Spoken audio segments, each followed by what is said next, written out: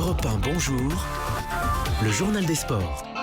Jérôme Lacroix nous a rejoint dans ce studio. Jérôme, à la une ce matin, les matchs viennent de s'achever à l'US Open de tennis. Et l'un des derniers qualifiés, c'est Jo-Wilfried Tsonga. Aucune difficulté cette nuit pour le numéro 1 français, facile vainqueur en 3 manches de l'Argentin André Ozzi, 133e mondial. Tsonga qualifié pour le deuxième tour.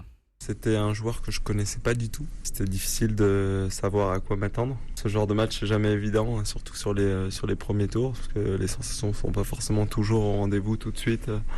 Donc c'était bien pour moi aujourd'hui de gagner. Des propos recueillis par Myrtille Rambion pour Europe 1. Outre Tsonga, quelles ont été les performances des autres Français engagés la nuit dernière ? Eh bien, 5 sur 11 sont passés au total. Tsonga donc, mais aussi Monfils, Pouille, Manarino et Paire. Exit en revanche Richard Gasquet dès le premier tour, tout comme Alizé Cornet et Virginie Razzano côté dame, côté favori.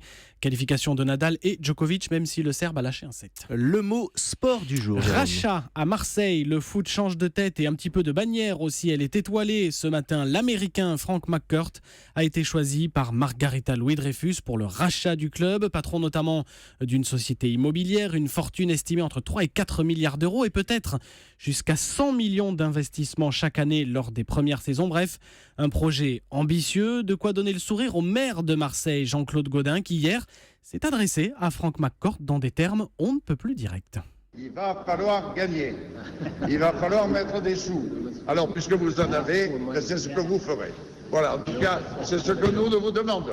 Jean-Claude Gaudin au micro européen de Yann Théroux. La vente de l'OM sera officialisée d'ici la fin de l'année 2016. On finit avec la petite histoire du jour. L'histoire ce matin de Bernd Leno. Qui est-il ce monsieur allemand, footballeur, gardien de but à Leverkusen, première division. Alors le week-end passé, il a traversé une péripétie absolument singulière. Cela a commencé lorsqu'un adversaire lui assène involontairement un ballon en plein visage. Vitesse estimée plus de 90 km/h.